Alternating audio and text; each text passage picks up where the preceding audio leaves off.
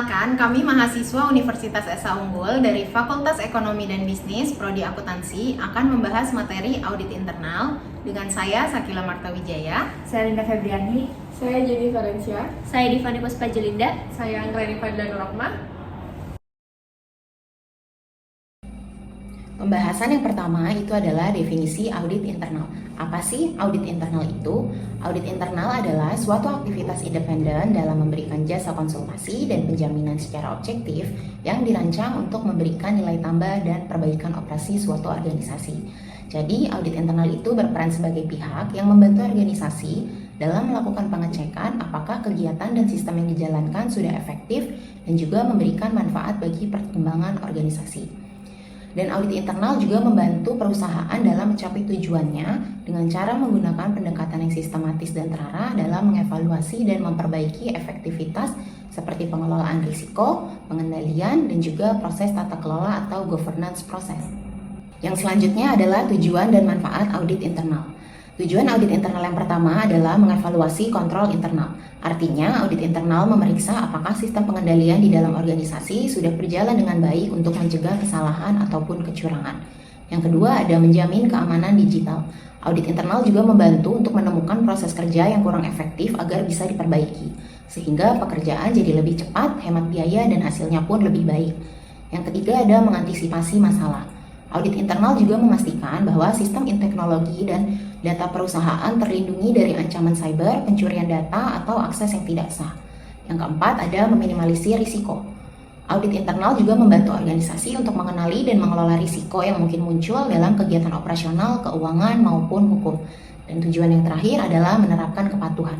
Audit internal memastikan bahwa semua kegiatan perusahaan sudah sesuai dengan peraturan, kebijakan, dan juga standar yang berlaku. Dan yang kedua adalah manfaat audit internal. Untuk manfaat audit internal yang pertama adalah meningkatkan efisiensi operasional.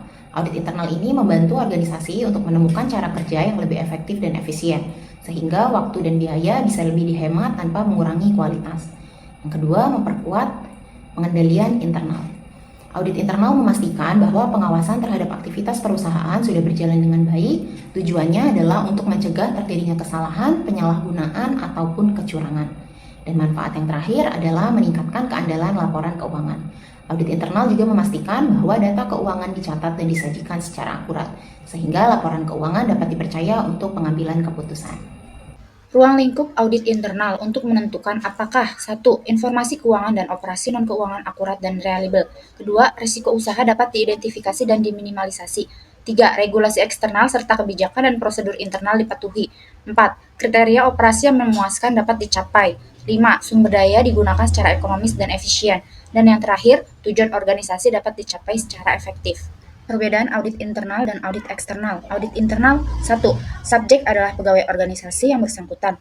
2. Melayani kebutuhan manajemen. Yang ketiga, fokus ke masa depan untuk membantu manajemen mencapai sasaran dan tujuan organisasi.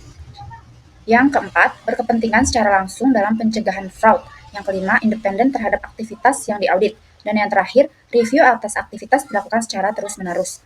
Sedangkan audit eksternal, subjek adalah pihak luar atau akuntan publik. Melayani kebutuhan pihak ketiga. Yang ketiga, fokus kepada akurasi dan dapat dipahaminya kejadian historis seperti yang diekspresikan dalam laporan keuangan. Keempat, berkepentingan secara insidental dan dalam pencegahan atau pendeteksian fraud secara umum. Yang kelima, independen terhadap manajemen atau klien. Dan yang terakhir, review atas catatan atau dokumen yang mendukung laporan keuangan secara periodik. Aktivitas audit internal. Praktek audit internal meliputi 3 kategori pokok, yaitu yang pertama ada audit keuangan, meliputi analisis aktivitas ekonomi perusahaan yang diukur dan dilaporkan berdasarkan metode akuntansi. Yang kedua, itu ada audit kepatuhan, meliputi suatu review atas pengendalian keuangan dan operasi serta transaksi untuk menentukan tingkat kepatuhan atau kesesuaiannya dengan hukum regulasi, standar, dan prosedur yang berlaku. Yang ketiga, itu ada audit operasional, meliputi review secara komprehensif atas berbagai fungsi dalam organisasi untuk menilai keekonomisan dan efisiensi operasi serta keefektifan dalam pencapaian tujuan yang telah ditetapkan. Tahapan proses audit internal. Yang pertama, yaitu ada perencanaan audit, mengumpulkan informasi awal tentang unit yang akan diaudit dan menyusun program audit seperti tujuan, ruang lingkup, pendekatan, dan jadwal audit. Yang kedua, itu ada pelaksanaan audit, melakukan pemeriksaan terhadap dokumen, wawancara, observasi, dan pengujian untuk mengumpulkan bukti audit yang cukup relevan. Yang ketiga, itu ada evaluasi dan dokumentasi. Data dan temuan yang telah diperoleh, lalu kita analisis dan bandingkan dengan kebijakan, prosedur, ataupun standar yang berlaku dan dicatat secara sistematis dalam kertas kerja audit. Yang keempat, itu ada pelaporan hasil audit. Susunan atas laporan yang berisi temuan audit, simpulan, dan rekomendasi perbaikan disampaikan kepada pihak manajemen yang terkait. Yang kelima, itu ada tindak lanjut rekomendasi, yaitu memantau implementasi rekomendasi yang telah diberikan untuk memastikan bahwa perbaikan telah diberikan sesuai dengan yang telah disarankan. Karakteristik audit internal. Yang pertama, independensi, yaitu untuk menilai proses dan pengendalian secara objektif tanpa bias. Yang kedua, penilaian risiko, yaitu untuk mengidentifikasi dan menilai risiko terhadap tujuan organisasi. Yang ketiga, evaluasi pengendalian, yaitu untuk memitigasi risiko yang teridentifikasi.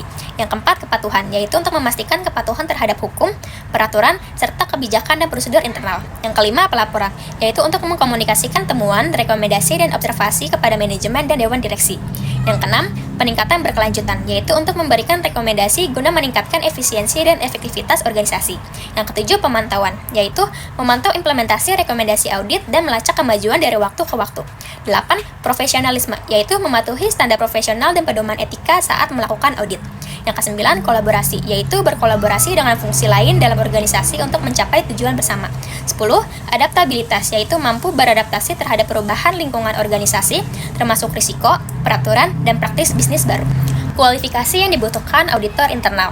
Dari segi latar belakang pendidikan dan sertifikasi, yang pertama, auditor harus bergelar sarjana, biasanya di bidang akuntansi, keuangan, atau bidang terkait.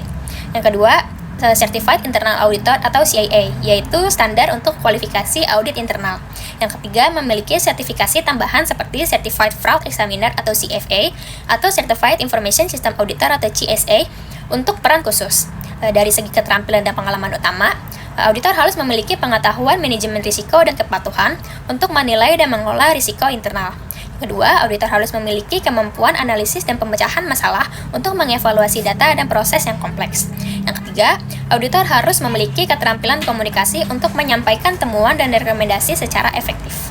Contoh laporan audit internal, yang pertama terdapat sampul depan, yang kedua ada halaman pengantar, yang ketiga ada daftar isi, yang keempat ada bagian pertama yaitu ringkasan hasil audit, yang kelima ada bagian kedua yaitu uraian hasil audit. Dan selanjutnya ada bab 1 yaitu pendahuluan, di mana di bab 1 ini terdapat yang pertama ada informasi umum audit, yang kedua ada informasi umum mengenai audit. Di informasi umum mengenai audit ini juga terdapat organisasi dan manajemen, kegiatan audit, target dan realisasi, hambatan pencapaian target, kegiatan dan keuangan. Yang keempat ada sistem pengendalian manajemen, yang kelima ada informasi lainnya. Selanjutnya juga ada bab 2 yaitu uraian hasil audit. Di uraian hasil audit ini juga yang pertama itu ada simpulan dan temuan hasil audit. Dan yang kedua ada hal-hal yang harus diperhatikan. Dan yang terakhir adalah lampiran. Pada kesimpulan ini, audit internal adalah proses sistematis yang dirancang untuk mengevaluasi dan meningkatkan efektivitas pengendalian internal, manajemen risiko, dan proses tata kelola perusahaan. Audit ini mencakup berbagai aktivitas seperti pemeriksaan kepatuhan, efisiensi operasional, serta keandalan pelaporan keuangan. Agar pelaksanaannya efektif, audit internal dilakukan melalui tahap proses yang terstruktur dan memerlukan auditor dengan karakteristik profesional, objektif, serta memiliki kualifikasi yang sesuai.